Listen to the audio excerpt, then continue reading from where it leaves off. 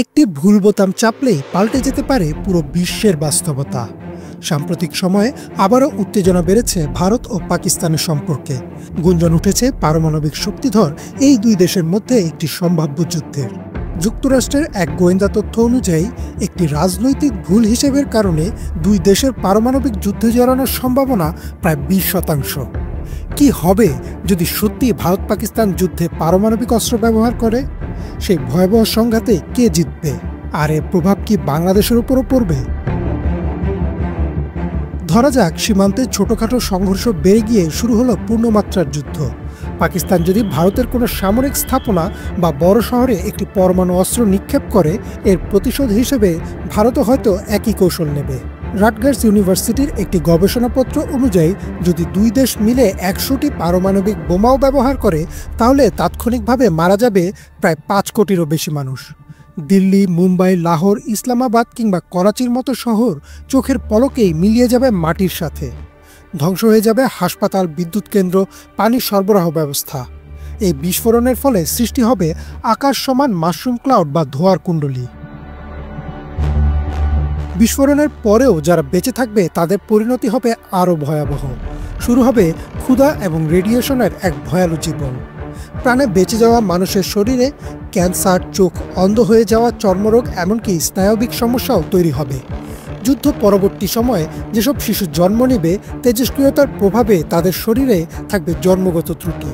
কৃষিজমি হয়ে উঠবে অনুর্বর, নদীনালা সহ জলাশয়গুলো দূষিত হবে নিউক্লিয়ার বর্জ্য দিয়ে। দেখা দিবে তীব্র খাবার পানির সংকট।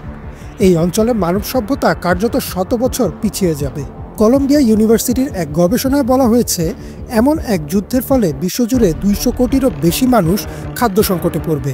শুধু ভারত পাকিস্তান নয়, নেপাল, আফগানিস্তান, শ্রীলঙ্কা ও বাংলাদেশও শিকার হবে মারাত্মক প্রভাবের। পারমাণবিক বিস্ফোরণের পর যে ধোঁয়া সৃষ্টি হয় তাকে বলা হয় মাশরুম ক্লাউড, যা প্রায় 70 কিলোমিটার পর্যন্ত উপরে উঠতে পারে। এই ধোঁয়া থেকে 5 থেকে 7 মিলিয়ন টন সূক্ষ্ম কার্বন বা ধূলিকণা বাতাসে ভেসে উঠবে এবং তা পৃথিবীর বায়ুমণ্ডলের উপরের স্তরে পৌঁছে সূর্যের আলো আটকে দেবে। ফলে বৈশ্বিক তাপমাত্রা গড়ে 1.5 ডিগ্রি সেলসিয়াস পর্যন্ত কমে যেতে পারে এবং তা স্থায়ী হতে পারে টানা 10 বছর।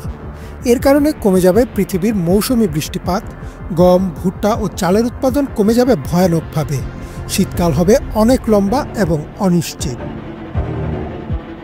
ভারত পাকিস্তান পারমাণবিক যুদ্ধে জড়ালে এর প্রভাব বাংলাদেশের উপরও পড়বে।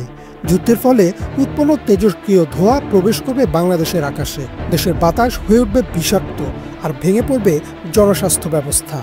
দীর্ঘমেয়াদী প্রভাবে কমে যাবে শস্য উৎপাদন। বঙ্গোপসাগরের জলবায়ু পরিবর্তনের কারণে মৎস্য সম্পদও ধ্বংস হবে। তাছাড়া ভারতের অভ্যন্তরে বিশৃঙ্খলার ফলে লাখ লাখ মানুষ সীমান্ত দিয়ে বাংলাদেশে অনুপ্রবেশের চেষ্টা করতে পারে, যা দেশের উপর মানবিক ও অর্থনৈতিক চাপ সৃষ্টি করবে। এমন ভয়াবহ ঘটনা এখনও ঘটেনি, কিন্তু এটি নিছক কোনো কাল্পনিক কাহিনী নয়, বরং বৈজ্ঞানিক গবেষণা ও গোয়েন্দা তথ্যের ভিত্তিতে একটি সম্ভাব্য দৃশ্যপট।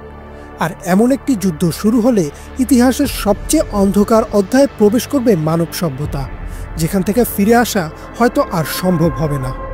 এই যুদ্ধে বিজয়ী হওয়া তো দূরের কথা, হেরে যাবে দুই পক্ষই। ইমরান মাহমুদ, বাংলা ভিশন।